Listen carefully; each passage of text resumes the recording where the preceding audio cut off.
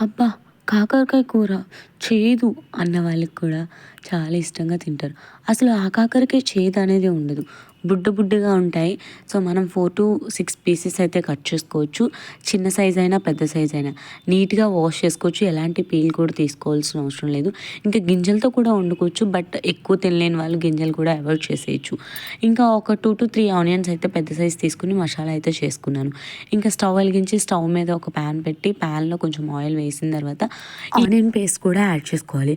అది కూడా కొంచెం గోల్డెన్ బ్రౌన్ కలర్ వచ్చే వరకు వేయించుకున్న తర్వాత కాకరకాయ ముక్కలు కూడా వేయించి ఒక 2-3 మినిట్స్ లో ఫ్లేమ్‌లో పెట్టాలి.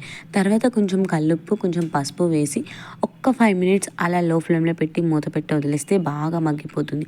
తర్వాత రుచికి సరిపడినంత కారం యాడ్ చేసుకొని కొంచెం వాటర్ కూడా ఎక్కువనే యాడ్ చేసుకోవాలి.